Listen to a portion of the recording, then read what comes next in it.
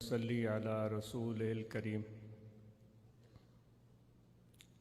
اما بعد فاعوذ باللہ من الشیطان الرجیم بسم اللہ الرحمن الرحیم واعتصموا بحبل اللہ جميعا ولا تفرقوا آمنت باللہ صدق اللہ مولانا العظیم وقال اللہ تبارک وتعالی فی شان حبیبہ بسم اللہ الرحمن الرحیم ان اللہ وملائکتہ یصلون علی النبی یا ایہا الذین آمنوا صلوا علیہ وسلموا تسلیما اللہم صلی علی سیدنا و مولانا محمد وعلی آلہ واصحابہ اجمعین۔ معزز سامعین، آپ سب محبت کرنے والے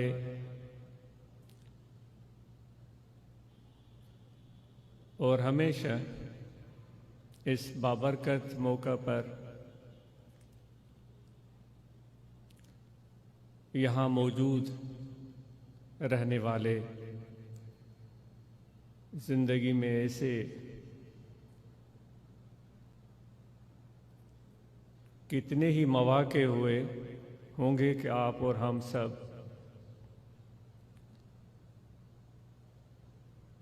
جسمانی طور پر، ظاہری طور پر روبرو، آمنے سامنے، بلا حجاب، بغیر کسی رکاوٹ کے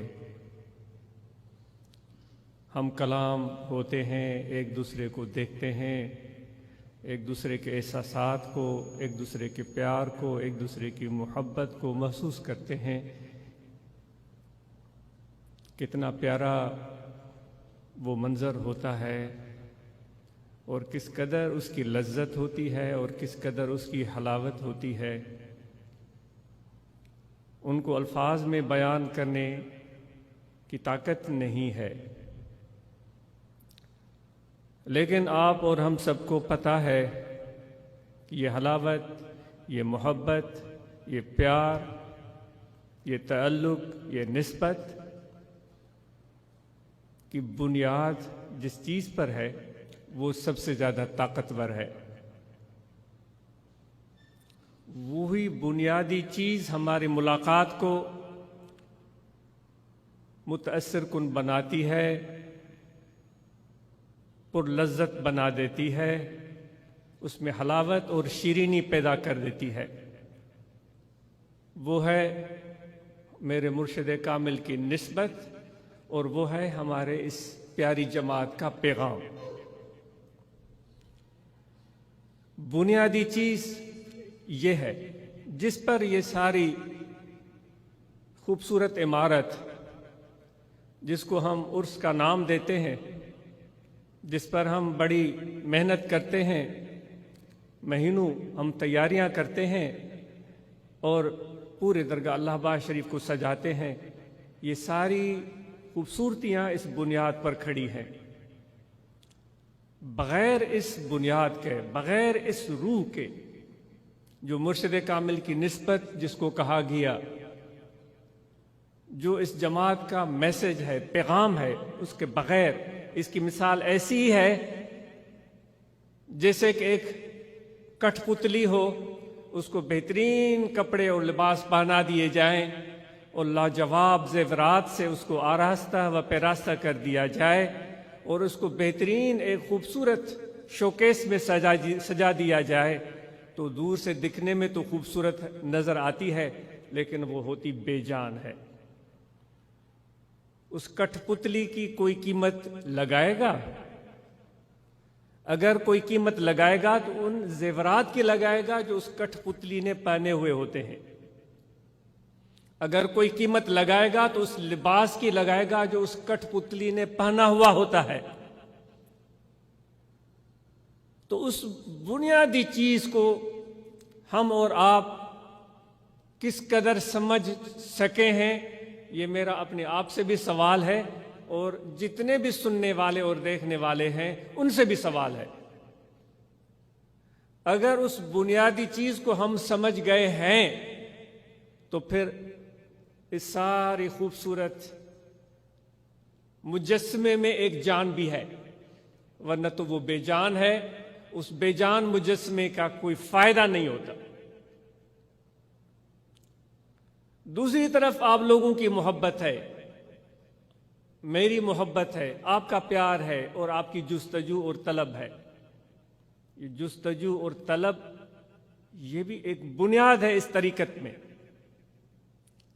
اس جستجو اور طلب کی وجہ سے انسان کو اللہ تبارک و تعالیٰ کا قرب مل جاتا ہے۔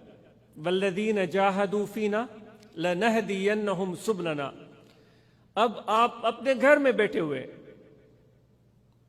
آپ کسی دوسرے صوبے میں بیٹھے ہوئے، آپ کسی دوسرے ملک میں بیٹھے ہوئے ہیں، لیکن پیاس ہے، طلب ہے، تڑپ ہے، جستجو ہے، تو دوستو آپ ایک سوت کے دوری پر بھی نہیں ہیں، اس سے بھی کم ایک تل کے برابر بھی آپ دور نہیں ہیں، بلکہ آپ بالکل موجود ہیں، ملے ہوئے ہیں، روح کے ساتھ جڑی ہوئی ہے، اور فوائد اور ثمرات اور وہ نتائج و عواقب وہ ساری چیزیں میسر آ رہی ہیں،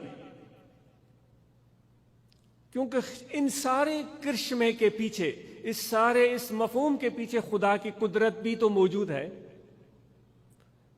ایک دور دراز صحرا میں ریت کو بھی ایک جستجو اور پیاس پیدا ہوتی ہے، جب اس ریت پر ہوا بھی گزر رہی ہوتی ہے، باد نسیم، ٹھنڈی ٹھنڈی ہوا اس ریت کو اپنی ٹھنڈک سے محظوظ کرتی ہوئی گزرتی ہے۔ اس ریت پر سورج کی روشن کرنیں بھی پہنچتی ہیں، اس ریت پر انسان کے قدم بھی لگتے ہیں، حسین و جمیل خوبصورت انسان، جن کے دیکھنے سے انسان کے آنکھوں کو، اس کے روح کو لذت اور فرحت ملے، وہ بھی اس ریت پر سے گزرتے ہوئے چلے جاتے ہیں۔ اس پر ہرنیں بھی آتی ہیں، اونٹ بھی آتے ہیں، وہاں پر مور آ کر وہ بھی چہچہاتے ہیں، پرندے بھی بولتے ہیں، ساری چیزیں نظر آتی ہیں۔ ہوا بھی آ گئی، تپش سورج کی بھی پہنچ گئی، حسین و جمیل خوبصورت رنگوں والے پرندے بھی آ گئے، انسان بھی آ گئے، سب چیزیں آ گئی، لیکن ریت کی دل میں تڑپ پیدا ہوئی پانی کی۔ ہوا تو خود چل کر آ گئی، ہوا کا تو کام ہی چلنا ہے، وہ تو بھٹکتی پھرتی ہے، کبھی پہاڑوں میں بھٹکتی رہتی ہے، کبھی درختوں میں وہ جھولتی رہتی ہے، کبھی صحرا میں چلی جاتی ہے، اور کبھی دریا کے اوپر وہ سلسلاتی ہوئی سرسراتی ہوئی گزرتی ہے، کبھی سمندروں میں آپ کو نظر آتی ہے۔ ہوا کا تو کام ہی یہی ہے۔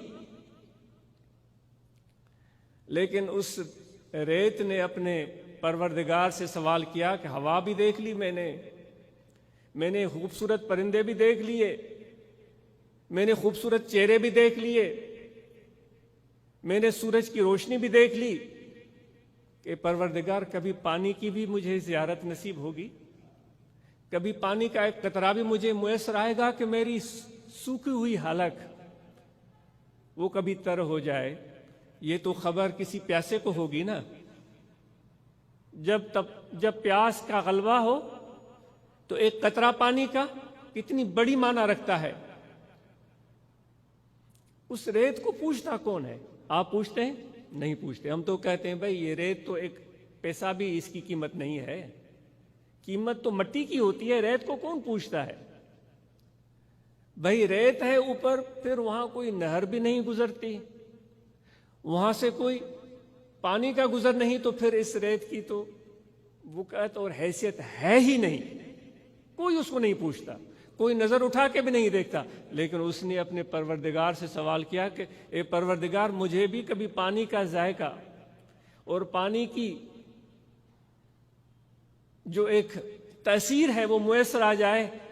تو پھر خدا نے کیسے انتظام کر دیے، کہاں کشمیر، کہاں ہمالیہ، اور کتنے دور دراز وہ گلیشیئر، وہاں جمی ہوئی برف، وہاں سے پھر بخارات اٹھتے ہیں اور ان بخارات سے بادل بنتے ہیں۔ وہ بادل بھی کوئی معمولی بادل نہیں ہوتے، وہ گہرے سیاہ بادل جو پانی سے تر بتر ہوتے ہیں۔ جیسے کہ بہت بڑے جہاز کوئی سائنسدان بنا کر دکھائے جو ہزاروں لاکھوں ٹن پانی اٹھا کے دکھائے، کسی سائنس نے آج تک ایسا کمال نہیں دکھایا۔ لیکن خدا کی شان دیکھیں کہ وہ لاکھوں ہزاروں ٹن پانی ان بادلوں میں جمع ہونا شروع ہو گیا اور وہ بادل وہاں سے چلنا شروع ہوئے۔ راستے میں سینکڑوں جگہیں تھیں، جنگل بھی تھے، زمینیں بھی تھی، باغات بھی تھے، پھلدار درخت بھی تھے، وادیاں بھی تھیں، انسانوں کی بستیاں بھی تھیں، بڑے خوبصورت حسین و جمیل شہر بھی تھے، لیکن بادل وہاں نہیں رکے، وہ چلتے گئے چلتے گئے۔ کس وجہ سے چلتے گئے؟ کہ کوئی پیاسا ان کو پکار رہا ہے، اس کے دل میں تڑپ ہے، اس کے دل میں شوق ہے، اس کے دل میں جستجو ہے۔ وہ بادل چلتے چلتے چلتے اس ریت اور صحرا کے حصے پر آ کر برسے کہ کوئی عقل مند انسان کہے تو بھائی یہاں تو پانی کا بہانا بھی بیکار ہے، کیوں اس ریت سے تو کچھ اگنا نہیں ہے، اس ریت سے تو کچھ اگنا نہیں ہے۔ اس ریت پر بادل چھم چھم برسے اور ٹوٹ کر برسے، اور اس طرح برسے کہ وہ ریت کا ذرہ ذرہ جو ہے وہ گیلا ہو گیا۔ اس کو پانی کی لذت بھی میسر آ گئی، ذائقہ بھی میسر آ گیا، اس ریت کا کلیجہ ٹھنڈا ہو گیا۔ اے میرے دوستو، اے ذکر والو، آپ کے دل میں بھی اگر جستجو ہے، اگر ہمارے دل میں بھی وہ پیاس ہے، اگر ہم بے قیمت ہیں ریت کی طرح، جس کو کوئی پوچھتا بھی نہیں، جس کو کوئی سلام بھی نہیں کرتا، پیسے کو پیسہ ملے کر کر لامبے ہاتھ، کون کس کو پوچھتا ہے؟ پیسے والوں کو ہر کوئی پوچھتا ہے بھائی، پیسے والے کو ہر کوئی پوچھتا ہے۔ مجھ جیسے اور بے شمار لیکچر دینے والے آئیں گے، وہ اتنی بڑی باتیں بتائیں گے، لیکن اگر کوئی عام آدمی آ کر ملے گا تو اس سے وہ کس طرح ہم ملیں گے؟ اگر کوئی بڑا رئیس آئے گا اس سے کس طرح ملیں گے؟ یہ اس چیز کو بیان کرنے کی کوئی ضرورت نہیں، اس کا ہر ایک کو پتہ ہے۔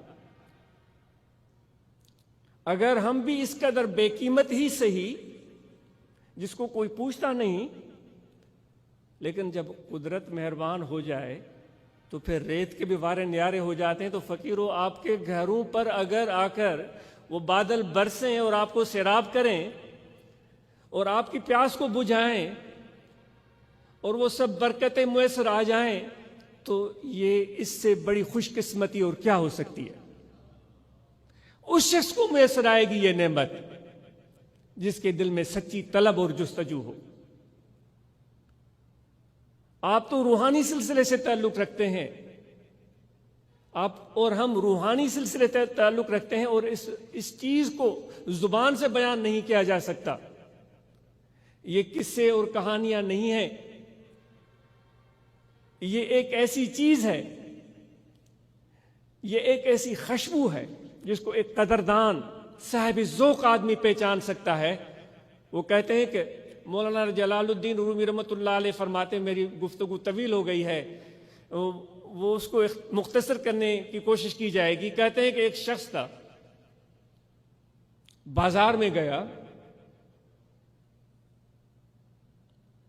بازار سے گزرتے گزرتے بہت ساری دکانیں آئیں،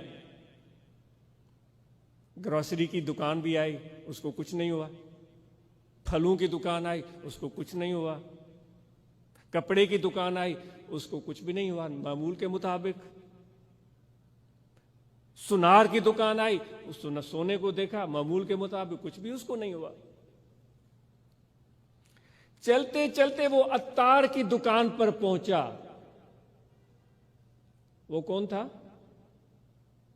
وہ جاروب کش تھا جو دکانوں کو جھاڑو سے صاف کرتے ہیں۔ وہ ایک ایک دکان کو صاف کرتا ہوا آ رہا تھا، اس کو کچھ نہیں ہوا، لیکن جیسے ہی عطار کی دکان میں داخل ہوا کہ وہ اس عطار کی مزدوری کرے، اس کے دکان کو صاف کرے، اس نے جھاڑو لگائی، جھاڑو کیا لگاتا وہ بے ہوش ہے کر گر پڑا۔ بیچارہ عطار پریشان ہو گیا، اس نے بڑی نفیس خوشبو نکالی جو انسان کے دماغ کو معطر کر دے اور روح کو تازہ کر دے اور اس کو ہوش میں آنے میں مدد فراہم کرے، تو وہ اس کی حالت اور بھی خراب ہو گئی۔ پھر اس نے کوئی تیسری چیز نکالی تاکہ لوگوں کا جمگھٹا لگ گیا۔ یہ کون بات بیان کر رہے ہیں؟ مولانا جلال الدین رومی رحمۃ اللہ علیہ۔ جمگھٹا لگ گیا، لوگ پریشان، وہ بالکل اس طرح گر پڑا کہ جیسے اس میں جان ہی نہیں ہے۔ اتنے میں دور سے ایک اور جاروب کش آیا، اس نے دیکھا او یہ میرا دوست جو ہے وہ عطار کی دکان کے اندر بے ہوش پڑا ہوا ہے۔ اس نے عطار کو دیکھا، اپنے دوست کو دیکھا، سب لوگوں کو دیکھا، جمگٹا دیکھا اور یہ بھاگ کر چلا گیا۔ تھوڑی دیر کے بعد آیا، اس نے بہت بڑی بکل لگائی ہوئی تھی، چادر اوڑی ہوئی تھی، اندر کوئی چیز چھپا کر لایا۔ اس نے کہا کہ بھئی خدا کے لیے آپ اس بیچارے کو پریشان نہ کریں، آپ دور ہو جائیں، اس کا علاج میرے پاس ہے۔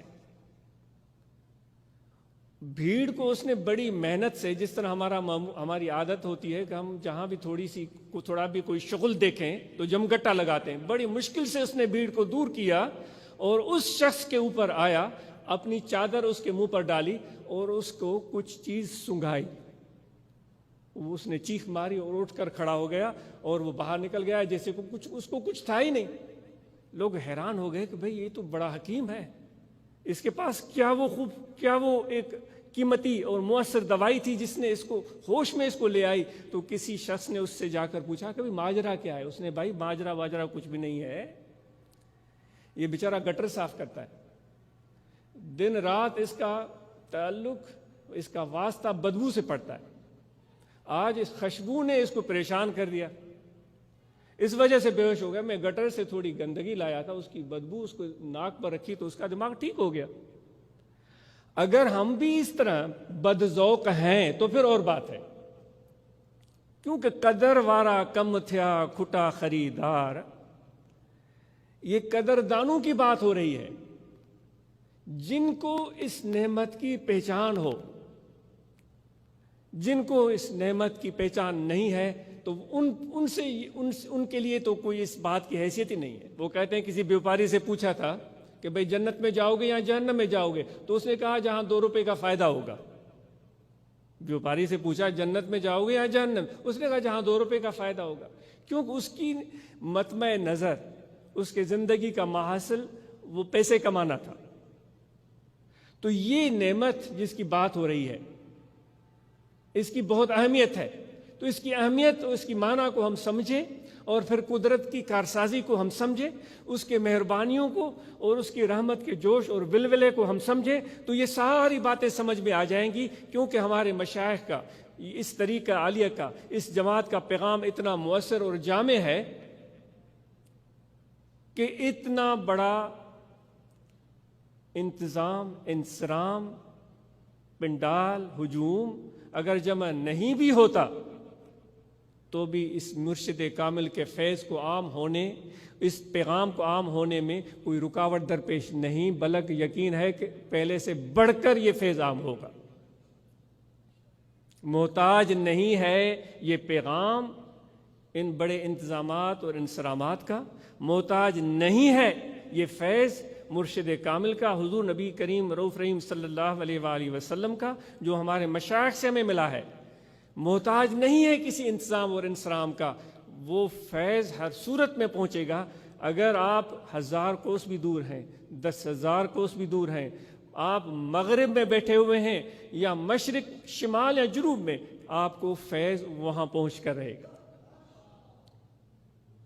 صرف ہمارے توجہ اور تعلق کی ضرورت ہے۔ مثال تو بے شمار ہیں، اب آج اس پر آتا ہے کہ اس نسبت جس کا ذکر کیا گیا جو مرشد سے ہوتی ہے، محبت اور عشق، یہ بنیاد ہے، یہ ایمان کا مغز ہے۔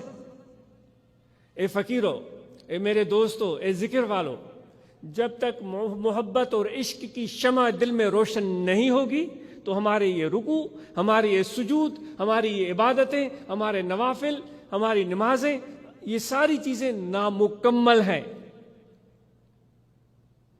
آدم علیہ نبینا علیہ الصلوۃ والسلام کے بارے میں اللہ تعالیٰ نے اعلان فرمایا تھا کہ میں اپنا نائب زمین میں بھیجنے والا ہوں۔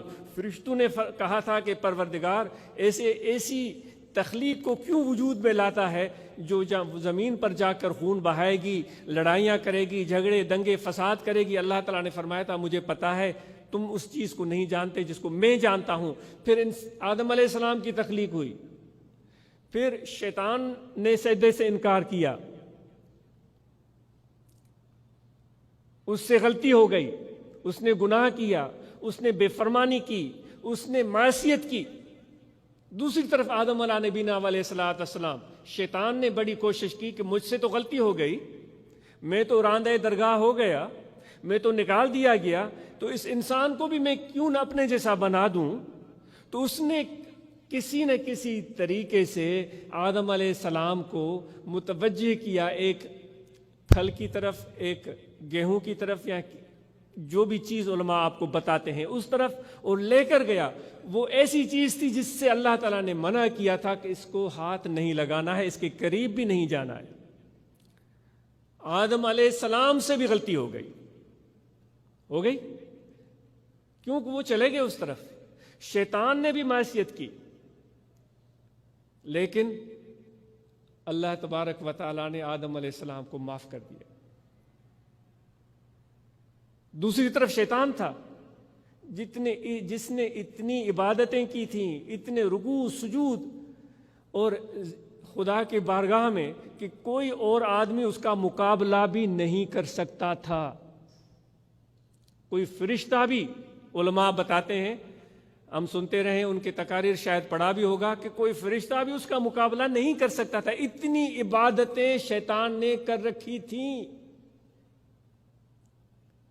کوئی آدم زاد اس شیطان کا عبادت کے معاملے میں مقابلہ نہیں کر سکتا تھا۔ شیطان کو معافی نہیں ملی، آدم علیہ السلام کو معافی مل گئی۔ کیوں معافی ملی؟ اس لیے معافی ملی کہ آدم علیہ السلام کے قلب میں اللہ کی محبت اور عشق کی چنگاری روشن تھی۔ شیطان نے عبادت تو کی تھی، لیکن محبت اور عشق کی چنگاری اس کے دل میں روشن نہیں تھی، اس کو معافی نہیں مل سکی۔ خدا نے کہا نکل جاؤ میری درگاہ سے۔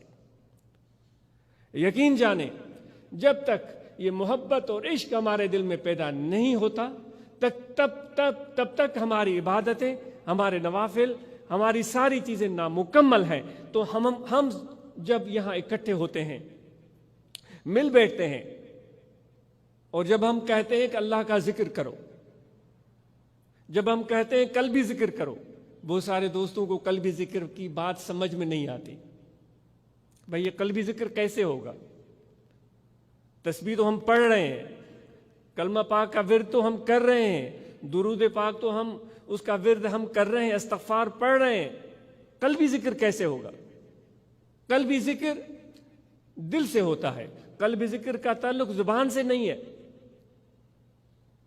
یہ ایک احساس ہے جو ہمارے دل میں ہر وقت رہنا چاہیے۔ اس احساس کو آپ اس طرح سمجھیں جس طرح خدا نخواستہ ہم میں سے کسی کو دانت میں درد ہو جائے، ہم میں سے کسی کو دانت میں درد ہو جائے، اس درد کی ٹیسیں اٹھتی ہیں، اس درد کا احساس ہوتا ہے۔ اگر آپ بیٹھے ہوئے ہیں اس وقت بھی اس کی درد کا احساس ہو رہا ہوتا ہے۔ آپ چل رہے ہوتے ہیں، درد جو دانت میں ہے اس کا احساس ہوگا۔ آپ آفس میں بیٹھ کر کام کر رہے ہیں، درد کا احساس ہوگا۔ دکانداری تجارت کر رہے ہیں، درد کا احساس دانت میں ہوگا۔ سفر میں ہیں، حضر میں ہیں، جہاں بھی ہیں، وہ آپ کو دانت کے درد کا احساس ہر لمحہ ہر گھڑی ہوتا رہے گا۔ آنکھ بند کر دی، نیند آ گئی، سو گئے، لیکن جیسے آنکھ کھلے گی تو سب سے جو پہلی چیز ہوگی وہ دانت کے درد کا احساس ہوگا۔ ایسا ہے؟ قلبی ذکر بھی بالکل اسی طرح ہے۔ یہ دل کا احساس ہے جو ہر وقت اللہ کی یاد میں مشغول رہتا ہے. دست بکار دل بیار، ہاتھ کار کی طرف اور دل یار کی طرف. کام کاج 24 گھنٹے کریں. اس سارے کام کاج کے دوران، کاروبار زندگی کے دوران آپ کے دل کا توجہ خدا کی ذات کی طرف رہے، چاہے وضو ہو یا نہ ہو، سانس آتا جاتا رہے، یہ توجہ دل کا اللہ تعالیٰ کی ذات کی طرف ہر وقت جڑا رہے. احساس دل میں ہر وقت رہے، اللہ اللہ اللہ اللہ اللہ. یہ دل کا ورد ہے. زبان سے تو میں ذکر کر رہا ہوں، لیکن قلبی ذکر دل کا احساس ہے، دل کی یاد ہے جو دل میں پیدا ہو جائے گی. اور جب پیدا ہو جائے گی تو پھر ہرگز نہ میرد آنکھ دلش زندہ شد بعشق، وہ کبھی بھی نہیں مرتا. جس کا دل عشق الہی سے ایک مرتبہ زندہ ہو جائے وہ کبھی بھی نہیں مرتا. ہر وقت اس کی محبت اور عشق کی جو شمع ہے وہ دل میں اس کا وہ ہر وقت چمکتی رہتی ہے، وہ روشن رہتی ہے، اور اس کا احساس اس کو دل میں رہتا ہے. پھر وہ سادہ آدمی بھی ہو سکتا ہے میرے بھائیوں، وہ سادہ آدمی بھی ہو سکتا ہے. وہ گدھا گاڑی چلانے والا بھی ہو سکتا ہے. وہ اینٹ جوڑنے والا استاد بھی ہو سکتا ہے جس کو میسن بولتے ہیں. وہ تغاری اٹھانے والا مزدور بھی ہو سکتا ہے. وہ بکریاں چلانے والا وہ سندھی میں بکرار بولتے ہیں، وہ بکرار بھی ہو سکتا ہے. وہ گائے چلانے والا چرواہا بھی ہو سکتا ہے. وہ رات کو جا کر اپنی کھیت کو سیراب کرنے والا کاشتکار بھی ہو سکتا ہے. اور دوسری طرف جس نے اچھے کپڑے پہنے ہوئے ہیں، بہترین لباس پہنا ہوا ہے اور بڑا علم والا ہے، بڑا عقل والا ہے، وہ بھی ہو سکتا ہے. سندھی میں چوندہ ہیں، سرمو ہر کا پائے، سرمو ہر کا پائے پر اکھ اکھ جو پھیر. بڑے بڑے حسین جمیل خوبصورت لباس والے بھی پھرتے ہیں، اور وہ ان کے مد مقابل وہ عام آدمی جن کے ابھی میں نے پیشے آپ کو بتائے وہ بھی پھرتے ہیں. اب جو پیا من بھائے وہی صدا سہاگن، جو محبوب کو بھا جائے، جو پیارے کو دوست کو کی نظر جس پر پڑ جائے وہی سہاگن کہلائے گی. وہ سہاگن اب کون بنے گی؟ یہی تو مقابلہ ہے. اس محبوب کے معیار کو نظر میں رکھ کر زندگی گزارنی ہے. کہتے ہیں کہ حضرت موسیٰ علیہ نبینا علیہ الصلوۃ والسلام جا رہے تھے جبل طور پر خدا سے ہم کلام ہونے کے لیے، تو انہوں نے ایک چرواہے کو دیکھا جو جنگل میں بیٹھا ہوا تھا. اس کی بکریاں چر رہی تھیں اور اپنی پھٹی ہوئی قمیص کو وہ یا اپنی گدڑی کو یا اپنے کپڑے کو وہ سی بھی رہا تھا اور وہ باتیں کیے جا رہا ہے. اے میرے خدا تو کہاں ہے؟ میں تجھے دیکھنا چاہتا ہوں. اور میرے خدا تو اتنی بڑی دنیا کو سنبھالتا ہے، تو تھک جاتا ہوگا، میں تمہیں دبانا چاہتا ہوں. اے میرے خدا، کام کرتے کرتے کرتے کرتے تیرے کپڑے میلے ہو چکے ہوں گے. اے پروردگار، میں تمہارے کپڑے دھونا چاہتا ہوں. اے میرے پروردگار، میں تمہارے بال سنوارنا چاہتا ہوں، ان میں کنگھی کرنا چاہتا ہوں، جوئیں نکالنا چاہتا ہوں، تمہارے ساتھ میں وقت بتانا چاہتا ہوں. موسیٰ علیہ السلام اس کو دیکھ رہے ہیں، سنتے جا رہے ہیں. اس سے پوچھتے ہیں کہ کس کے بارے میں بول رہا ہے؟ اپنے کسی دوست کے بارے میں بول رہا ہے. موسیٰ علیہ السلام نے اس کو کہا کہ اپنے کسی دوست کے بارے میں یہ تو باتیں کر رہا ہے. اس نے کہا کہ نہیں، میں تو اس کے بارے میں بات کر رہا ہوں جس نے یہ ساری کائنات بنائی ہے، جس نے سورج بنایا ہے، جس نے چاند بنایا ہے، جس نے یہ جنگل بنایا ہے، جس نے اس نے وہ بے وقوف اپنے منہ کو یہ جو کپڑے سی رہا ہے نا، یہ سوئی پکڑ اپنے ہونٹوں کو سی لے بدبخت. یہ تم نے اس طرح کی گفتگو جو ایک عام انسان کے بارے میں کی جاتی ہے وہ خدا کے بارے میں تو نے کر دی. بے ادب، گستاخ. خدا کپڑوں سے پاک ہے، خدا کو تھکاوٹ نہیں ہوتی، خدا کو نیند نہیں آتی. اس بیچارے نے جب یہ بات سنی، اس کو تو پتہ ہی نہیں تھا کیونکہ اس کا علم ہی اتنا کم تھا. موسیٰ منہ پرین بھورائی میں بھالکیا، موسیٰ منہ پرین بھورائی میں بھالکیا. تو وہ بیچارہ اتنا پریشان ہوا کہ بکریاں چھوڑی، کپڑے اپنی جو کرتا تھا اس کو پھاڑا، چیخ ماری، میں برباد ہو گیا، میں نے خدا کو ناراض کر دیا، اور جنگل کی طرف دوڑ پڑا. جب طور سینا پر موسیٰ علیہ السلام پہنچے تو خدا نے جو سب سے پہلا کلام کیا اپنے نبی سے، اولو العزم پیغمبر سے، بہت بڑے نبی جن کی بنی اسرائیل کے طرف بعثت ہوئی، اور بنی اسرائیل کو کس طرح انہوں نے ذلتوں کی گڑھوں سے نکال کر عزتوں کی بلندیوں پر پہنچایا، یہ موسیٰ علیہ السلام کی عظمت تھی. آپ کو خدا نے بڑی صلاحیتیں دی تھی. جیسے طور سینا پر پہنچے تو سب سے پہلے خدا نے کہا، او موسیٰ، میں نے تو تجھے بھیجا تھا کہ جو مجھ سے بھاگے ہوئے ہیں، جو مجھ سے دور ہیں، ان کو میرے قریب کر. میں نے تجھے اس لیے تو نہیں بھیجا تھا جو میرے قریب دے.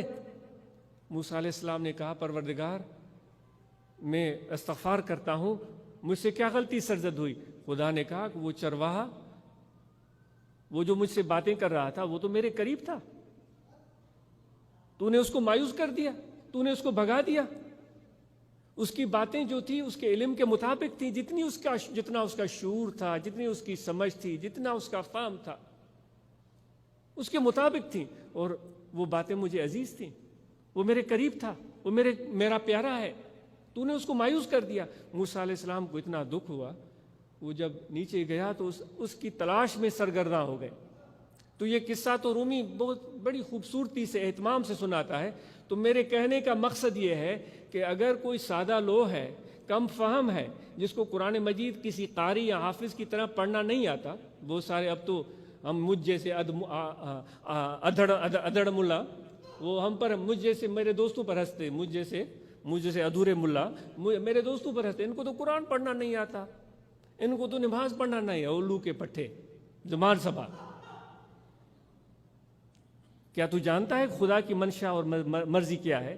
اگر اس کی زبان میں لکنت ہے، اگر وہ سادگی سے پڑھتا ہے، لیکن اس کی نیت کو تو دیکھو، اس کی تڑپ کو دیکھو، اس کی جستجو کو دیکھو، اس کی محبت کو دیکھو. انما الاعمال بالنیات، عملوں کا مدار نیت پر ہے. قرآن حدیث میں حضور نے فرمایا کہ بہت سارے قرآن پڑھنے والے ایسے ہیں جن کو قرآن مجید کی تلاوت اس بدنیتی سے یا خرابی سے کرتے ہیں کہ وہ تلاوت ان کو خدا سے دور کر دیتی ہے. کیا کہو گے تم؟ سندھی میں چلتا ہے تو کوئی کہ ملی ہریڑ چوئیں وڈو حکیم تھی ہوا ہے.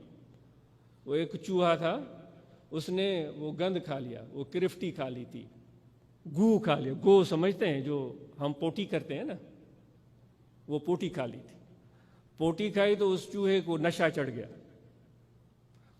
گیا تو وہ اکڑ کے کھڑا ہو گیا اور کہنے لگا کہ بلا کہاں ہے، بلا کہاں ہے.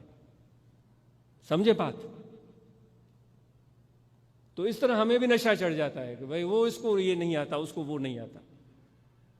ہمیں اپنی حالت پر نظر رکھنے کی ضرورت ہے، اپنے اعمال پر نظر رکھنے کی ضرورت ہے، نہ کہ اوروں کے عیوب اور خرابیوں کو تلاش کرنے کی ضرورت ہے. اگر میری گفتگو سخت اور درست ہو گئی ہے تو میں معذرت چاہتا ہوں.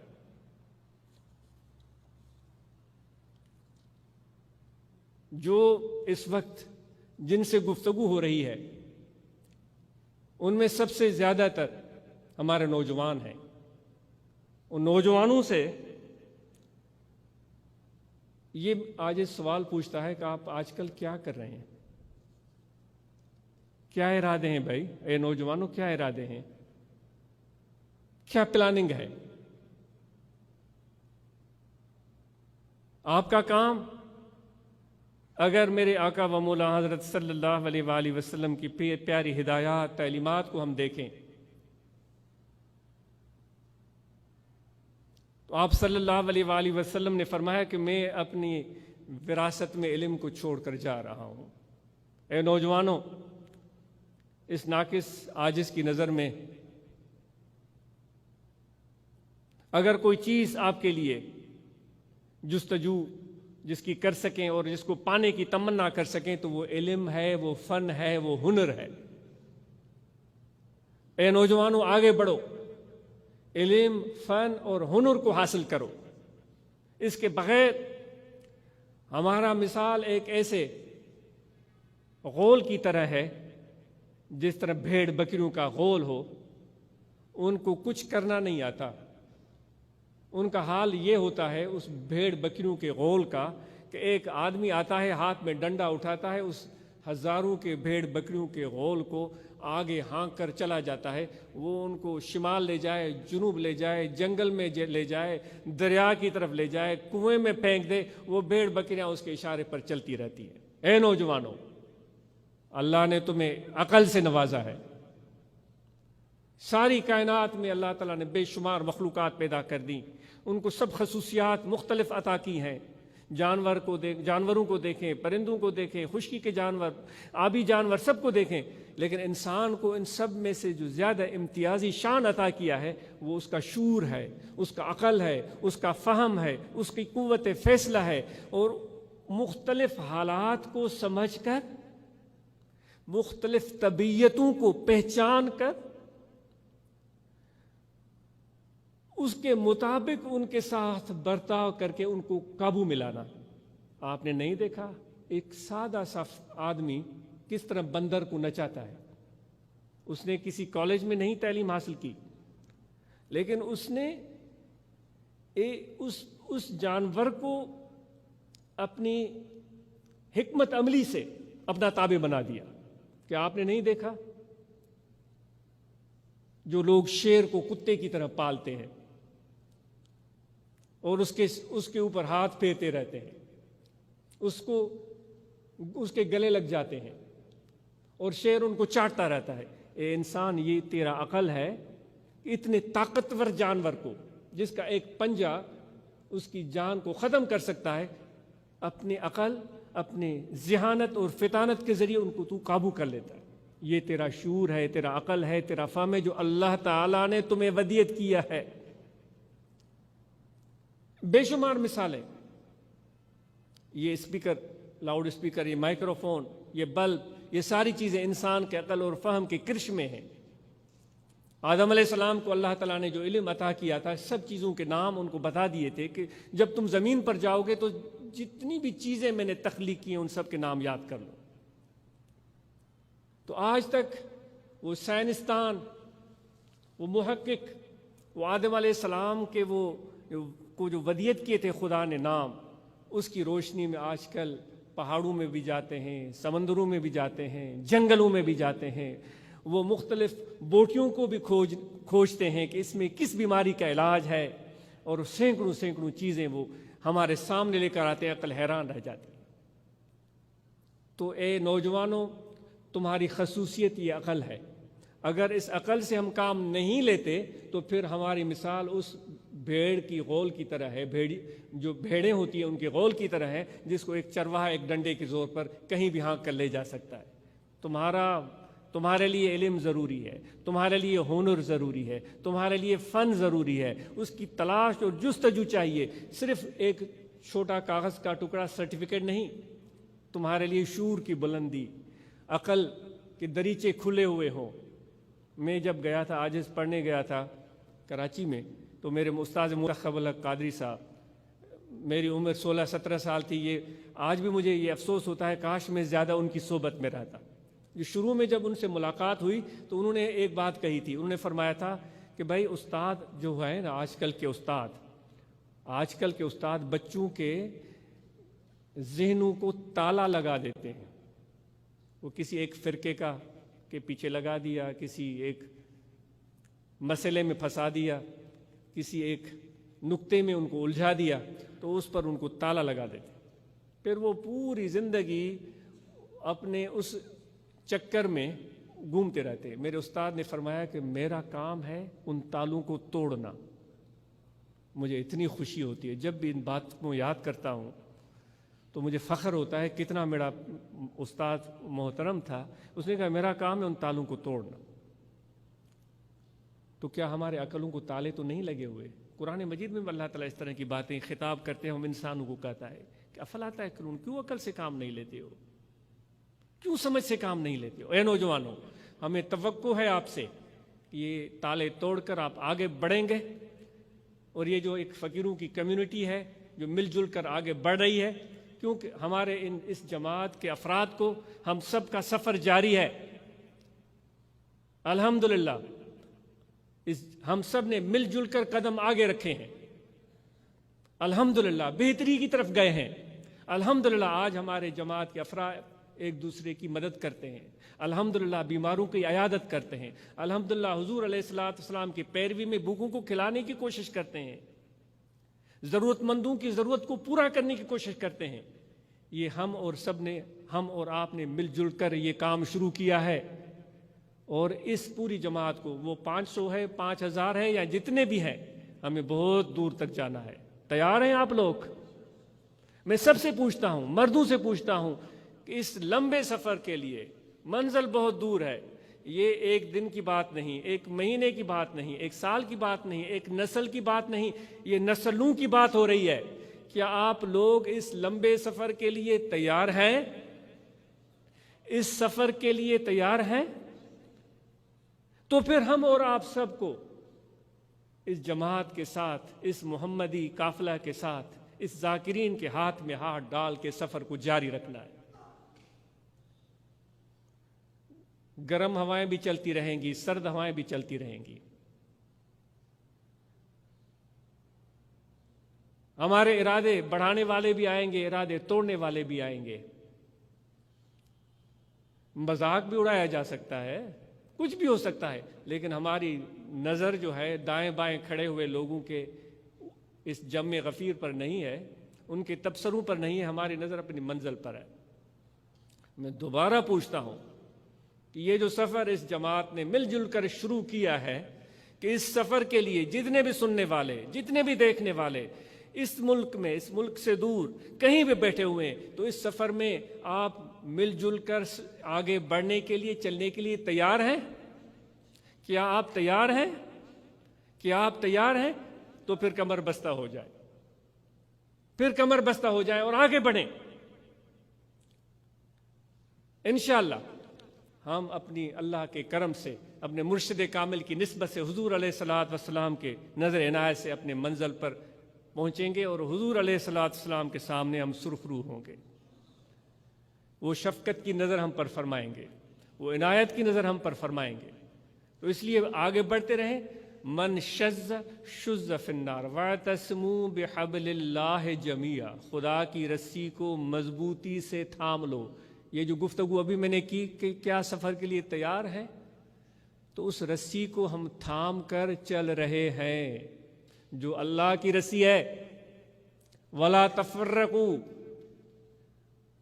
مختلف ٹولیوں میں، مختلف فرقوں میں، مختلف گروپوں میں بٹ نہ جاؤ، مل جل کر اس جماعت کا فرد بن کر متحرک، فعال آگے بڑھنے کی کوشش کرو۔ من شذ فی النار، یہ قول ہے یا جو بھی ہے وہ اہل علم جانتے ہیں، میں یہ عاجز تو بھول چکا ہے، جو بھی چھوٹی موٹی کتابیں پڑھی تھی وہ بھول گئے۔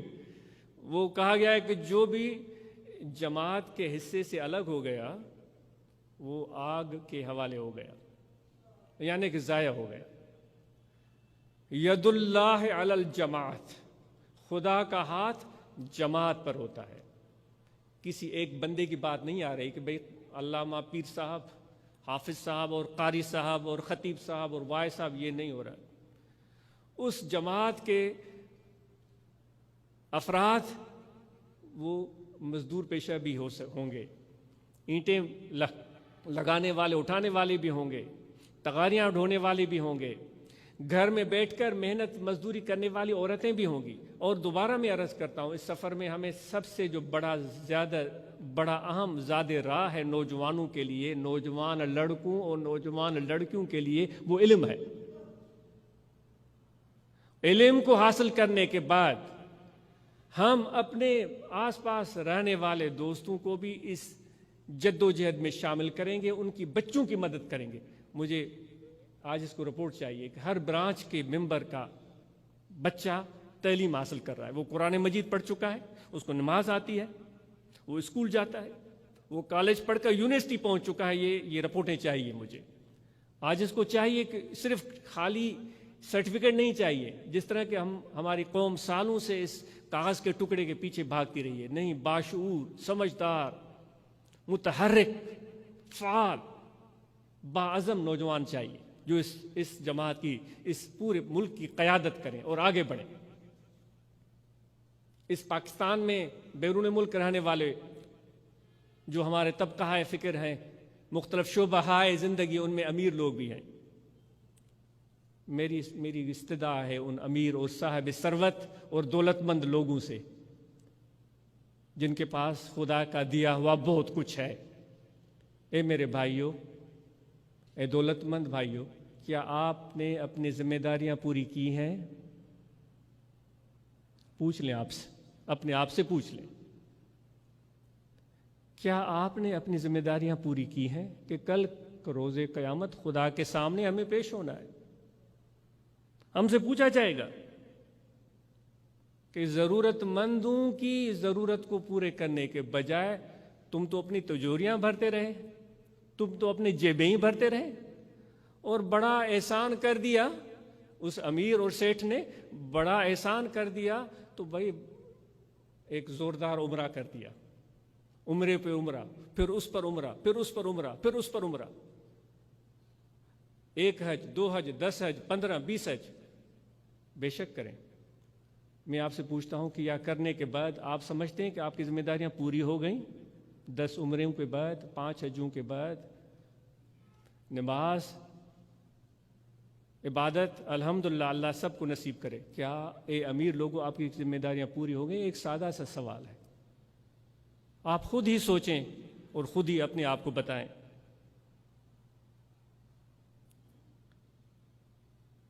اگر آپ اور ہم مل جل کر کچھ اس خطے میں بسنے والے لوگوں کے لیے مل جل کر سکتے ہیں تو ضرور ہمیں کرنا چاہیے، کسی کا انتظار نہیں کرنا چاہیے۔ گورنمنٹ ملازمین، تجارت پیشہ، حکمرانوں سے، بیوروکریٹ سے سوال ہے کہ کیا آپ ماشاءاللہ آج کل مسجدیں میں جائیں تو جمعہ نماز پڑھنے کے لیے تو اندر جگہ ہی نہیں ملتی، روڈوں پر پڑھتے ہیں، روڈ بھر جاتے ہیں، ٹریفک بلاک ہو جاتی ہے، الحمدللہ ماشاءاللہ، لیکن اس میں ماشاءاللہ آفیسیں بند ہو جاتی ہیں، بڑی اچھی بات ہے۔ میں آپ سے چھوٹی سی یہ بات پوچھتا ہوں، گورنمنٹ ملازموں سے، پرائیویٹ ملازموں سے، بیوروکریٹ حضرات سے، حکمرانوں سے، الحمدللہ نماز تو آپ نے پڑھی، اللہ تعالیٰ مجھے بھی توفیق دے اور ہماری نماز قبول فرمائے۔ عمرے بھی آپ کرتے ہیں، الحمدللہ اللہ تعالیٰ نصیب کرے اور وہ زیارت ہماری قبول فرمائے۔ میں آپ سے پوچھتا ہوں، کیا آپ ٹائم پر آفس پہنچتے ہیں؟ جو ضرورت مند لوگ باہر کھڑے ہوتے ہیں، جن کی جیب سے ٹیکس کٹ کر آپ کو تنخواہ ملتی ہے، ان کے کام آپ وقت پر کرتے ہیں؟ کیا ان سے آپ بلا جواز پیسے تو نہیں بٹورتے؟ کسی کی بڑے کی فون آ جائے تو آنکھ بند کر کے فائل پر سائن کر دیا، کسی غریب کی فائل آ گئی تو وہ دوسرے لمبے بڑے اور بھاری فائلوں کے نیچے دبے، کیا ایسا تو نہیں ہو رہا ہے؟ میں آپ سے پوچھتا ہوں، کیا ایسا ہو رہا ہے؟ کیا ایسا ہو رہا ہے واقعی سچ میں؟ تو پھر بتائیں یہ صحیح ہے؟ یہ صحیح ہے؟ اگر صحیح ہے تو پھر ہماری حالت آج کل ایسی کیوں ہے؟ کسی کا کام نہیں ہو رہا ہے، ہر کوئی چیخ رہا ہے۔ خدا کے لیے غفلت کی نیند سے بیدار ہو جائیں ہم سب۔ حج پر جائیں لیکن پہلے اپنے آفس کے کام مکمل کر کے پھر جائیں، ضرورت مند لوگوں کے کام کر کے پھر جائیں۔ ایسا تو نہیں کسی کی پینشن پھنسی ہوئی ہے، اس کی بچی کی شادی رکی ہوئی ہے، اس کی جان سولی پہ اٹکی ہوئی ہے اور تمہیں عمرے کی پڑی ہوئی ہے۔ کس منہ سے جاؤ گے حضور علیہ الصلوۃ والسلام کی بارگاہ میں کہ ایک غریب کی زندگی کو عذاب میں ڈال کر، ایک حضور کے امتی کی زندگی کو عذاب میں ڈال کر تم عمرے پر چلے ہو، تمہارے ایک سائن کی وجہ سے اس بیچارے کے پیسے اٹکے ہوئے۔ آپ خود سوچیں، دست بستہ گزارش ہے۔ کہ ان چیزوں کو ہمیں درست کرنے کی بہت زیادہ ضرورت ہے۔ والدین سے آج اس کا سوال ہے۔ بچوں کو پیدا کرنے کا ہمیں بڑا شوق ہوتا ہے، اور ماشاءاللہ شادی کو 2 مہینے بھی نہیں گزرتے تو ماں بے چین، بہنیں بے چین، بھائی کو اولاد ہی نہیں ہو رہی، اور جو کوئی کام گھر میں نہیں ہوتا تو پھر یہی باتیں ہوتی ہیں۔ والدین سے آج اس پوچھتا ہے کہ جتنے بھی بچے ہو گئے یا ہونے والے ہیں، کیا یہ بچے پیدا کرنا آپ کی ذمہ داری کو پورا کر دیتا ہے؟ آپ کا کام ہو گیا بس؟ او خدا کے بندے، ذرا سوچیں، کچھ آگے بھی ذمہ داریاں بنتی ہیں ہماری۔ ان کو ٹائم دیا ہے؟ چھوٹی سی بات پوچھتا ہوں، آپ نے بچوں کو ٹائم دیا ہے؟ ان کے ساتھ مل بیٹھے ہیں؟ کبھی ان سے بات کی ہے؟ کبھی ان کو سمجھنے کی کوشش کی ہے؟ یا ان کو آنکھ بند کر کے فیصلہ کر لیا بھائی اس کو جو ہے نا بس اس کو تو ڈاکٹر بننا ہے، اس کو انجینئر بننا ہے، اللہ اللہ خیر صلاح، جاؤ پڑھو؟ اس طرح تو بچے نہیں پالے جاتے۔ آپ نے دیکھا ہوگا ایک بلی ہوتی ہے، اس کے چھوٹے کٹنس ہوتی ہیں، ان کو کس طرح سکھاتی ہے؟ پانی پینا، کھانا کھانا، پوٹی کرنا، ایک ایک چیز، منہ صاف کرنا ان کو سکھاتی ہے۔ اے اولل الباب، اے عقل مند انسان، ہمیں کیا ہو گیا؟ بچوں کو ٹائم دیا ہے یا نہیں دیا ہے؟ مجھے جواب چاہیے۔ کتنا ٹائم دیا ہے روزانہ؟ اگر ہم ٹائم نہیں دے رہے تھے تو آج کے بعد ہم سب نے بچوں کو ٹائم دینا ہے، ان کے ساتھ بیٹھنا ہے، ان کی باتیں سننی ہے، لیکچر نہیں سنانے۔ ایک تو ہمیں بولنے کی بڑی عادت پڑ گئی ہے، خامخواہ بولتے رہتے ہیں۔ حضور علیہ الصلوۃ والسلام کا ارشاد پاک ہے، جو چپ رہتا ہے وہ کامیاب ہوتا ہے۔ صدیق اکبر رضی اللہ تعالیٰ عنہ کو حضور کے سامنے کوئی شخص برا بھلا کہہ رہا تھا، حضور بھی خاموش، علیہ الصلوۃ والسلام، صدیق اکبر رضی اللہ تعالیٰ عنہ بھی خاموش۔ وہ کہہ رہا ہے، کوئی جوابی کارروائی نہیں ہو رہی ہے۔ بالآخر حضرت ابو بکر صدیق رضی اللہ تعالیٰ عنہ کے صبر کا پیمانہ لبریز ہو گیا۔ اس نے صرف یہ کہا کہ بھائی جو تو مجھے تہمتیں لگا رہا ہے، مجھے برا بھلا کہہ رہا ہے، ایسا تو میں نہیں ہوں، شاید تو ہی ایسا ہوگا، شاید کچھ اس طرح، واللہ عالم بالصواب، کوئی غلطی ہو جائے تو میں معذرت خواہ ہوں۔ یہ بات کہنی تھی تو حضور علیہ الصلوۃ والسلام فوراً اس محفل سے اٹھ کر چلے گئے، چہرے پر ناگواری بھی آئی، ناپسندیدگی بھی آئی، اور روانہ ہو گئے۔ صدیق اکبر پریشان ہو گئے۔ ابو بکر صدیق رضی اللہ تعالیٰ نے جب فرصت کا موقع میسر آیا، ایسے ہماری طرح نہیں ہوتے تھے وہ کہ جب بھی بات آئی دماغ میں تو وہ فوراً منہ سے نکال دیا، نہیں، جب موقع میسر آیا، مناسب ٹائم تھا، تو انہوں نے عرض کیا، یا رسول اللہ صلی اللہ علیہ وسلم، وہ مجھے برا بھلا کہہ رہا تھا، آپ تشریف فرماتے۔ میں نے تو اس کو برا بھلا نہیں کہا، میں نے صرف یہ کہا میں ایسا نہیں ہوں، شاید ایسا کہا ہو کہ تم ایسے ہو، تو آپ کو یہ بات پسند نہیں آئی، مجھے بہت اس چیز کا افسوس ہے۔ آپ صلی اللہ علیہ وآلہ وسلم نے فرمایا، اے صدیق، جب وہ شخص آپ کو برا بھلا کہہ رہا تھا تو اللہ نے عرش سے فرشتہ بھیجا تھا، وہ تمہاری طرف سے اس کو جواب دے رہا تھا، وہ جواب دیے جا رہا تھا، لیکن جیسے ہی آپ نے زبان ہلائی تو فرشتہ چلا گیا۔ تو فرشتہ چلا گیا تو ہم نے بھی سوچا کہ جب فرشتہ چلا گیا تو ہمارے بیٹھنے کی ضرورت نہیں ہے۔ اے میرے بھائیو، اگر مجھے یا آپ کو کوئی برا بھلا کہتا بھی ہے تو حضور علیہ الصلوۃ والسلام کے ارشاد کے مطابق خدا کی طرف سے اس کو جواب مل رہا ہوتا ہے، تو ہم کیوں پریشان ہوتے ہیں؟ تو والدین کو چاہیے کہ بچوں کو ٹائم دیں، اور والدین سے ایک اور گزارش ہے کہ بچوں کے ساتھ باہر سیر پر جائیں۔ بھلے آپ کے چلنا پھرنا جو شروع کر دیتے ہیں بچے اس عمر میں ہو، ان کو باہر لے جائیں، ماں بھی ہو باپ بھی ساتھ ہو، اور ان کو بتائیں یہ فلاں درخت ہے، اس درخت کا کیا نام ہے، اس درخت کی کیا عمر ہوتی ہے، اس درخت میں پھل لگتا ہے یا نہیں، یہ پرندے کا کیا نام ہے، فصلیں کون سی اس موسم میں ہوتی ہیں، پاکستان کے اس موسم میں کون سی فصلیں ہوتی ہیں، گرمی میں کون سی فصلیں ہوتی ہیں، ان کو ایک ایک چیز پیار سے محبت سے بتاتے چلے جائیں۔ یہ ایسی ایجوکیشن، ایسی تعلیم ہے جو بچوں کا انس اور تعلق آپ سے بڑھائے گی، اور اس فطرت سے بچے پیار کرنا شروع کر دیں گے۔ ورنہ تو ہمارا حال تو وہی ہے کہ وہ بہت ہنستے رہتے ہیں اب بھی ہم گھر میں، کہ وہ کبھی بھی کسی جانور پر نظر پڑ جائے تو پہلا سوال ہم یہ پوچھتے ہیں کہ یہ حلال ہے یا نہیں ہے، یعنی وہ چھری ہمارے جیب میں ہوتی ہے کہ بھائی یہ پرندے کو بس کاٹنا ہی ہے اور کچھ بھی نہیں. ایسا نہیں ہے میرے بھائی، ہر چیز کاٹنے کے لیے نہیں ہوتی. خدا نے یہ چیزیں اتنی خوبصورت پر کیوں پرندوں کو دی ہیں؟ تمہارے آنکھوں میں یہ پہچان کیوں رکھی ہے کہ یہ اتنے رنگوں کو تمہاری آنکھ پہچان لیتی ہے؟ تو ان کی خوبصورتی کو اپنے دل کی گہرائیوں سے محسوس کرو. اس لیے خدا نے تمہارے آنکھوں میں یہ، ورنہ تو کہتے ہیں کتے کو صرف کالا اور سفید نظر آتا ہے اور کوئی رنگ نظر نہیں آتا. اللہ نے تمہیں اتنی صلاحیتیں دی ہیں اور تم صرف اپنے چھری ہاتھ جیب میں پڑی ہوئی ہے اور بندوق کندھے پر ہے، ٹھا ٹھا اور ہضم کرو اور کھاؤ. خدا کے بندے، اس طرح کی زندگی اگر ہم گزاریں گے تو بیچارے ہمارے بچے بھی ایسے ہو جائیں گے. بھلے کھائیں آپ، بھلے کھائیں، آپ کو میں روک نہیں رہا ہوں، لیکن اس خوبصورتی اور فطرت سے پیار کرنے کا سلیقہ بھی بچوں کو سکھائیں. جو طویل ہو گئی یہ بات، تنظیم کے عہدیداران ہیں ان سے یہ گزارش ہے کہ آپ کے دلوں میں بڑی تمنا رہتی ہے کہ ہمیں عہدہ ملا کہ نہیں ملا. بھائی وہ صدر بن گیا، وہ سیکریٹری بن گیا، میں نہیں بن سکا، اور مجھے کیوں نہیں ملا؟ آپ سے گزارش ہے، عہدہ تو مل گیا، کام کہاں ہے؟ کام کہاں ہے؟ برانچ کو فعال کیا ہے، ممبران کو ایجوکیٹ کیا ہے، میسیج جماعت کا ان تک پہنچایا ہے؟ کام کہاں ہے؟ من ترا حاجی بگویم تو مرا حاجی بگو، میں تمہیں صدر پکارتا ہوں، تم مجھے سیکریٹری پکار، بس اس میں ہم خوش ہیں. ایسے کام نہیں چلے گا. تنظیم عہدیداران آگے بڑھیں، اپنی بہترین صلاحیتوں کو استعمال کریں. روحانی طلبہ جماعت، جماعت اصلاح المسلمین، جمعیت علماء طاہریہ اپنی کارکردگی کو بڑھائیں، کام دکھائیں اور بہترین کام دکھائیں.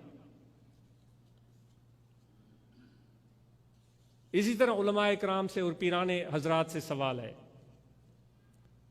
میں اپنے آپ سے بھی سوال کر رہا ہوں. بھائی اتنی بڑی خانقاہ بن گئی، اتنی بڑی مسجد، اتنا بڑا مدرسہ، اور بھی پیران حضرات بستے ہیں الحمدللہ. درگاہوں میں تو ماشاءاللہ بڑی تیزی سے اضافہ ہو رہا ہے. مساجد، مدارس بڑے تیزی سے بڑھ رہے ہیں، علماء بھی بڑی تیزی سے بڑھ رہے ہیں.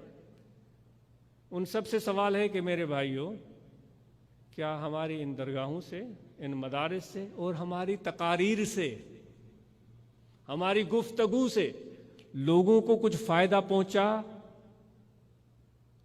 لوگوں میں کچھ بہتری آئی؟ بابا انہیں جا کے لچھن چنگا تھیا کو انہوں میں سدھارو آیو، کا چنگائی آئی؟ کوڑ، خیانت، جھوٹ، خیانت، لوٹنا، کھسوٹنا، ملاوٹ کرنا، یہ چیزیں ختم ہوئیں؟ اگر نہیں ہوئی تو پھر درگاہ بنانے کا کیا فائدہ؟ ان تقاریر کرنے کا کیا فائدہ؟ اتنی بڑی لمبی لمبی باتیں کرنے کا کیا فائدہ؟ وہ بیچارے غریب سالوں محنت کرتے ہیں، وہ پیسے جمع کرتے ہیں کہ بھئی ہمیں میلاد منانا ہے اور 11ویں شریف منانی ہے، مولوی صاحب آ گیا اور ایسی گفتگو کی کہ کتنا فائدہ ہوا لوگوں کو؟ فائدہ کیا ہوا؟ ان میں تبدیلی کیا پیدا ہوئی؟ یہ 11ویں ربیع الثانی کا دن قریب ہے. حضرت غوث اعظم قطب ربانی شہباز لامکانی شیخ عبد القادر جیلانی رضی اللہ تعالیٰ عنہ، جن کا فیض عرب و عجم میں ہے اور جن کی نصیح اور پند و نصح لاجواب ہیں، جن کی ہدایات بے مثال ہیں، ان کی ایک چھوٹی سی مثال علماء کے سامنے ہے. کہتے ہیں، میں عاجز نے شاید پڑھی بھی ہو، کیونکہ عاجز پہلے ہی معذرت کر چکا ہے کہ وہ جو پڑھا تھا وہ عاجز بھول گیا ہے، تو وہ جو بھول جائے تو اس بیچارے کو معافی کر دیں. شاید کسی سے سنا تھا یا کہیں پڑھا بھی ہو، واللہ اعلم بالصواب. کہتے ہیں کہ حضرت غوث اعظم رضی اللہ تعالیٰ عنہ کا فرزند کہیں سے پڑھ کر آ گیا، غالباً حضرت خواجہ عبد الوہاب یا کچھ اس طرح کا نام تھا رضی اللہ تعالیٰ عنہ. جب پڑھ کر آ گیا تو آپ کو بڑی خوشی ہوئی کہ میرا فرزند پڑھ کے آیا.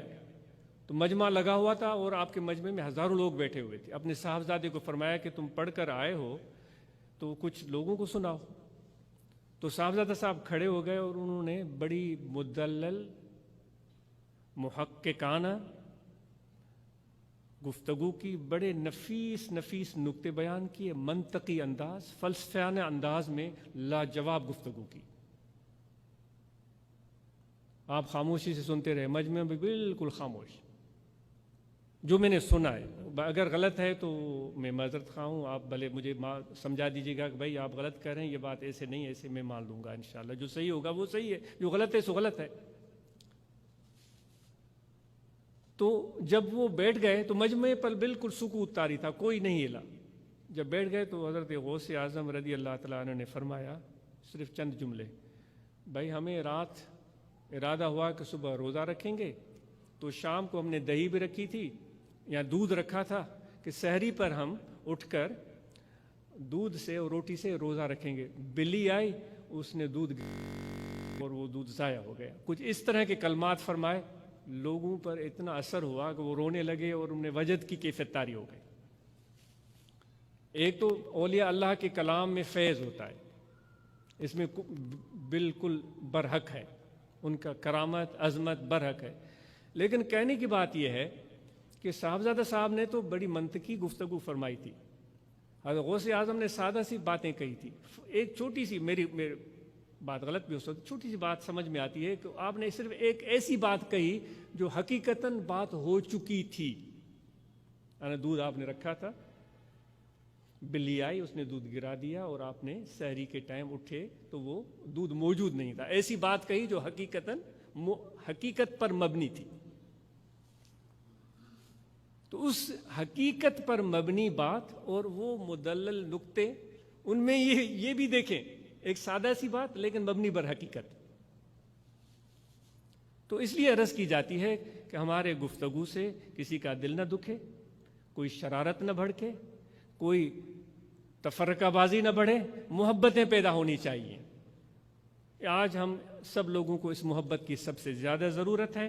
تو جو آیت کریمہ میں نے تلاوت کی تھی اس میں اللہ تعالیٰ یہ فرماتا ہے کہ آپس میں بٹو نہیں، ایک دوسرے سے الگ نہ ہو جاؤ، مل جاؤ، خدا کی رسی کو تھام لو، ایک دوسرے مل جل کے چلو تو خدا کا ہاتھ تمہارے اوپر ہوگا۔ اگر ہمیں خدا کا ہاتھ چاہیے ہمارے سروں پر، ہمیں چاہیے خدا کی قربت، تو پھر جماعت کا حصہ بن کر، جماعت کا ایک فرد بن کر ہم آگے بڑھیں گے تو یقیناً اس کی برکتیں اور فائدے ہمیں ملیں گے۔ اور موجودہ زمانے میں جو یہ کووڈ-19 وائرس کا مرض پھیلا ہوا ہے، اس میں ہم سب کو بہت زیادہ احتیاط کی ضرورت ہے، اور ہم اپنے آئندہ نسلوں کے لیے مثال قائم کریں، اس کو مذاق میں نہ اڑائیں۔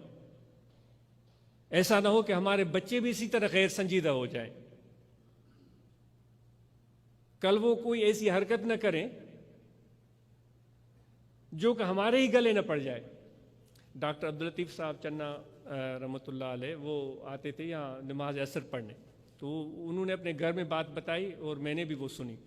وہ کہتے تھے میں آ رہا تھا تو ایک میاں بیوی دو جا رہے تھے، تو میاں نے بچے کو کندھے پر اٹھا رکھا تھا اور بیوی پیچھے آ رہی تھی، تو میاں اپنے بیٹے کو کہہ رہا ہے، پٹر، وہ سندھی میں، اب میں اردو میں مجھے کہنا پڑے گا، بابا بیٹے ماں کو تم لعنت دکھاؤ۔ باپ بیٹے کو، چھوٹا بچہ ہے 7-8 ماہ کا، لعنت دکھاؤ۔ بابا ماں کے تو بجوڑے، وہ گھروڑے ماں کے بجوڑے، اور کھلے ٹہکے، وہ ہنسیں، بھائی میرا بچہ کتنے مزے سے وہ اس کو لعنت دکھا رہا ہے۔ تو ڈاکٹر مرحوم عبداللطیف صاحب، اللہ ان کو غریق رحمت فرمائے، ان کی محبتوں کی وجہ سے، ان کی قربانیاں اور یہ ساری چیزیں، آج یہ ہمارے مرشد کے ساتھ ان کے رنگ تھے، ان کی دعوت پر آپ آئے، اس مرکز کا بنیاد پڑا تھا۔ تو ڈاکٹر صاحب سے رہا نہیں گیا، وہ کہتے یہ اب تو آبادی ہو گئی نا، پہلے آبادی نہیں ہوتی۔ تو انہوں نے اس کو اسی وقت کھڑا کی، اس کو کہہ دیا کہ ہاں بھائی ٹھیک ہے، اس کو اچھا سکھا رہے ہو، آج ماں کو لعنت دکھا رہا ہے، کل تمہاری داڑھی میں ہاتھ ڈالے گا، صبح اج ماں کے بجا دو رہے، صبح تجھی داڑھی پٹی دو۔ تو پیچھے سے عورت بہت زور سے چیخی، بھائی خدا کے لیے اس کو سمجھاؤ، سارا دن گھر میں کام ہی اس کا یہ ہے، تو ماں کے تو بجوڑے۔ بھائی اگر ہم اس طرح کی حرکتیں کریں گے تو ہمارے بچے بھی ایسے ہی بنیں گے نا پھر۔ تو خدا کے لیے سنجیدگی کا مظاہرہ کریں، ان باتوں کو ہم مذاق میں نہیں اڑا سکتے۔ سائنسدان جو کوششیں کر رہے ہیں آج، ہم ان کے مشکور ہیں، ہم دعاگو ہیں، جو محقق تحقیق کر رہے ہیں، کسی بھی ملک میں بستے ہوں، پاکستان میں یا پاکستان کے علاوہ چین میں یا یورپ میں، امریکہ میں، کسی بھی ملک میں بستے ہوں، جو انسانیت کی بہبود اور فلاح کے لیے دن رات کام کر رہے ہیں، ہم دعا کرتے ہیں خدا ان جنونیوں کو اپنے مقصد میں کامیاب کرے، کہ ایسی دوائی وجود میں آئے کہ اس بیماری کا قلع کم ہو سکے. دعائیں تو ہو رہی ہیں، اس کے ساتھ دوا بھی ضروری ہے. تو انشاءاللہ ہم مل جل کر آگے بڑھیں گے. ذکر کی طریقے کے بارے میں پہلے ہی آپ کو عرض کیا جا چکا ہے. نماز کی پابندی کی میں تاکید اپنے آپ کو بھی اور آپ سب کو، مرد اور خواتین کو کرتا ہوں کہ سب پابندی سے ہم نماز پڑھیں، ذکر کی پابندی کریں. مراقبہ کا گھروں میں روزانہ نہیں تو ہفتے میں ایک بار ضرور اپنے بچوں کے ساتھ مل کر اہتمام کریں.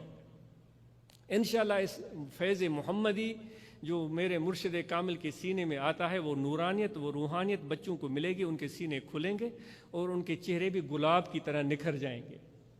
وہ علم میں بھی آگے بڑھیں گے، محبت میں بھی آگے بڑھیں گے اور خدمت میں بھی آگے بڑھیں گے.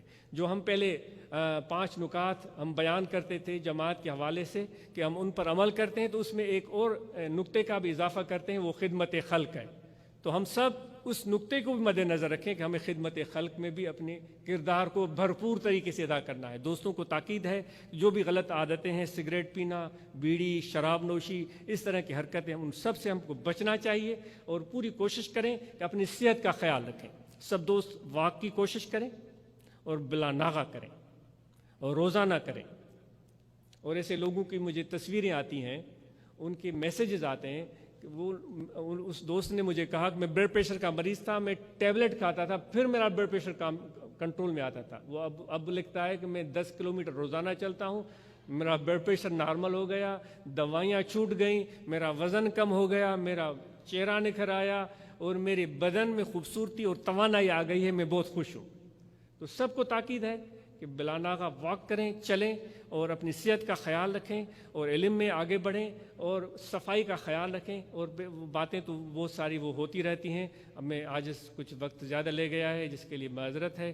اور اگر کوئی بات کمی بیشی ہوئی ہو، کسی کے شان میں کوئی ایسی الفاظ نکل گئے ہوں جس کی کسی کی دل آزاری کا باعث بنے ہوں، میں دلی طرح معذرت خواہ ہوں اور مجھے آپ معاف کر دیجیے گا. اللہ تعالیٰ آپ سب کو اجر عظیم عطا فرمائے اور آپ سب کو برکتیں اور بھلائیاں اور کامیاب عطا فرمائے. کچھ کہنا ہے؟